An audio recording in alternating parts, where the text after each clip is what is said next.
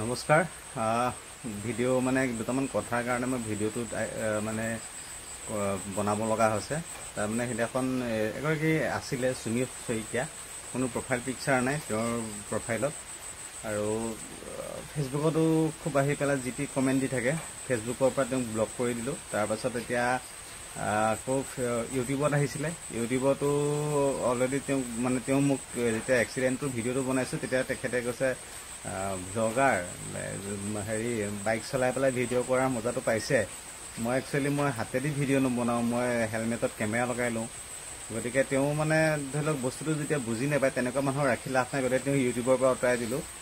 আৰু কথাটো হ'ল কি, মোৰ এক্সিডেণ্টটো সেইটো দুৰ্ভাগ্যজনক এক্সিডেণ্ট। এনেকুৱা নহয় যেন মই অভাৰ স্পীডত বা কিবা তেনেকুৱা কথা নহয়। সেইটো সকলোকে কওঁ যে আপোনালোকেও সাৱধান হ'ব, যিকোনো মুহূৰ্তত হ'ব পাৰে। কাৰণ মই ধৰি লওক এটা ফ্ৰী ৰাস্তা 50 মানত চলাই গৈ আছোঁ, একদম খুব বেছি স্পীড নহয়। এঘৰ মানুহৰ পৰা যে এজনী গৰু ওলাই আহি পেলাই দৌৰ মাৰি ওলাই আহি পেলাই মোৰ স্কুটিৰ আগত পৰি যাব, সেইটোতো মই ভাবিব নোৱাৰোঁ। মইতো সৰবজান নহয়। গতিকে ধৰি লওক এনেকুৱা এটা অৱস্থাত মানে ৰিয়েকশ্যন টাইম 1 ছেকেণ্ডমান হ'ব নেকি। ধৰি লওক মই গৈছোঁ, জাষ্ট দেখিছোঁ আৰু মাৰিছোঁ। মানে গৰুজনীক মই পেটতে মাৰিলোঁ নে মূৰতে মাৰিলোঁ মই সেইটো গম নাপাওঁ। খালি জাষ্ট মই দেখিছোঁ আৰু মই ব্ৰেক মাৰিবলৈ পাইছোঁ নে সেইটো মোৰ মনত নাই। মানে এনেকুৱা এটা অৱস্থা। গতিকে সেই মুহূৰ্তত সেইটো মই নালাগে, মই যদি 30ত থাকিলোহেঁতেন যেতিয়া মাৰিলোহেঁতেন হয়তো ইঞ্জুৰিটো অলপমান কম হ'লহেঁতেন। কিন্তু এটা ফ্ৰী ৰাস্তাত মই 30ত কি হিচাপে চলাম, তেনেকুৱা নিচিনা কিছুমান কথা থাকে। গতিকে সেইটো কাৰণে এক্সিডেণ্টটো হ'ল। মই এক্সিডেণ্টটোৰ বিষয়ে ধৰি লওক ভালকৈ বনাব পৰা নাছিলোঁ। আৰু বহুতে হাঁহিছে মানে কি আৰু এনেকৈ ধৰণৰ মানে কমেণ্ট কৰিছে যে তহঁতৰ আৰু কি হৈ নাথাকে, এনেকুৱা নিচিনা। বিনিকো কোনোবাই কৈছে বোলে। গতিকে মানে বেয়াও লাগে। কিন্তু কথাটো হ'ল কি, মই হাৰি যোৱা নাই, মই হাৰ মানা নাই। হ'ব পাৰে মোৰ এক্সিডেণ্ট, কিন্তু মই ভগৱানৰ ওপৰত এতিয়াও বিশ্বাস কৰা নাই। বহুতে মানে মোক কয় যে ইমান ভগৱানক মানুহ তথাপিও কি এনেকুৱা হৈ থাকে। আৰু তথাপিও মই কিন্তু ভগৱানক একেবাৰে দুখ নিদিওঁ। ভগৱানে কিবা এটা ভাবি পেলাই দিছে চাগে। সিদিনাখন এটা ভিডিঅ' চালোঁ, ভিডিঅ'টো চোৱাৰ পিছতো মই আৰু অলপমান সাহস পাইছোঁ। তাৰমানে ভিডিঅ'টোত এনেকৈ কৈছে যে ভগৱানে পৰীক্ষাত তেওঁকহে চাই যাৰ দ্বাৰা এটা ডাঙৰ কাম কিবা এটা কৰাব বিচাৰে। গতিকে মই ভাবি লৈছোঁ যে ভগৱানে কিবা পৰীক্ষা কৰিছে। এনেও মোৰ উদ্দেশ্যটো এনেকুৱা নহয় যেন মই এখন ডাঙৰ গাড়ী ল'ম, কিবা এটা ডাঙৰ ঘৰ বনাম, তাৰপিছত জীৱনটো বিলাসত কটাই পেলাই মানে পৃথিৱীৰ পৰা গুচি যাম, তেনেকুৱা মোৰ সপোন কেতিয়াও নাই। মোৰ সপোনটো অলপমান বেলেগ। গতিকে হয়তো ভগৱানে মোৰ উদ্দেশ্য মই ভাবি লৈছোঁ তেনেকেই, হয়নে নহয় নাজানো।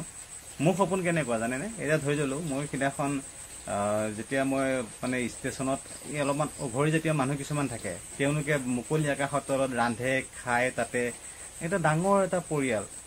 মই মানে ভাবিলে আচৰিত লাগে, কেনেকৈ ক'ত তেওঁলোকে লেট্ৰিন কৰে, ক'ত শুৱে, ক'ত খায়, কি খায়, তেওঁলোকৰ জীৱনটোৰ কথা ভাবিলে মোৰ নিজেই তাতে তেওঁলোক সুখী। আৰু আমাক যিমান হ'লেও নাতে, নিজকে লাজ লাগে যেন আমি কি মানে। গতিকে খুব হেঁপাহ তেওঁলোকৰ লগত। মই মানে তেওঁলোকৰ জীৱনটোৰ মানে কেতিয়াবা সোমাই চাবলৈ মন যায়। পাৰিলে তেওঁলোকৰ কাৰণে কিবা এটা কৰিবলৈ মন যায়। সেই ল'ৰা ছোৱালীখিনি যিখিনি হয়তো সেই স্কুলৰ মুখ দেখা নাই, তেওঁলোকক যাতে স্কুলৰ মানে শিক্ষাৰ প্ৰতি আগ্ৰহী কৰিব পাৰোঁ, তেনেধৰণৰ কিছুমান সপোন থাকে। পাওঁনে নোৱাৰোঁ নাজানো, ভগৱানক কিন্তু সেইটোৱে প্ৰাৰ্থনা কৰোঁ। আৰু যদি মই মানে সেই হিচাপে ভাবি লৈ মই সান্তনাই লৈছোঁ বুলি ক'ম। আৰু ভগৱানে মোক সেইটো সফল হয়নে নহয় মই নাজানো ক'ব। কিন্তু ভাবিছোঁ যদি তেনেকুৱা এটা উদ্দেশ্যৰ কাৰণে ভগৱানে মোক ভাবিছে, তেতিয়াহ'লে হয়তো সেইকাৰণে মোক পৰীক্ষা ল'ব পাৰে। আৰু ভগৱান শ্ৰীকৃষ্ণৰ জীৱনটোতে কিমান মানে বা ৰামৰ জীৱনটোত কিমান আঘাত। এতিয়া শ্ৰীকৃষ্ণ জন্ম হৈ পেলাই মৃত্যুৰ সন্মুখীন হ'ব লগা আছে, নিজৰ মাক দেউতাকক আঁতৰি পেলাই বেলেগত থাকিব লগা আছে, তাতো অসুৰৰ আক্ৰমণ আদি কৰি, তাৰপিছত ৰাধাৰ পৰা বিৰহ, কিমান কি ভগৱানৰ ক্ষেত্ৰত যদি এনেকুৱা হয়, কেতিয়াবা আমাৰ মানুহৰ ক্ষেত্ৰত হ'ব পাৰে, স্বাভাৱিক কথা। আৰু এটা কথা কওঁ, আপোনালোকে বেয়া নাপাব। একচুৱেলি মানে বিনিক বহুতে ভুল বুজি আছে।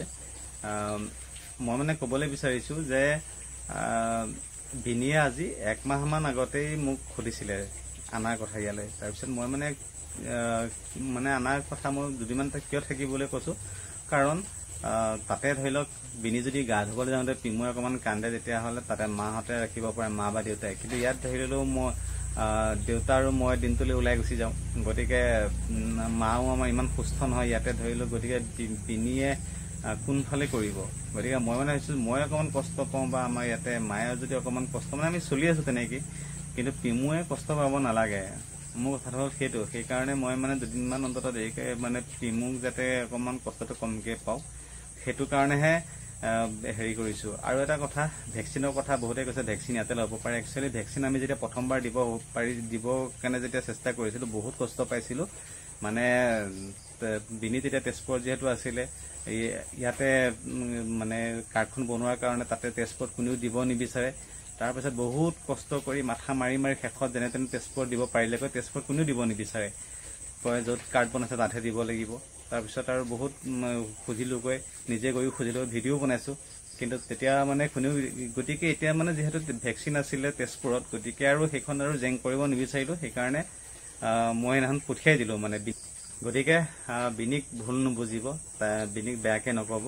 মই মানে মই যদি কিবা ভুল কৰিছোঁ তাৰ বাবে মোক ক্ষমা কৰিব আপোনালোকে।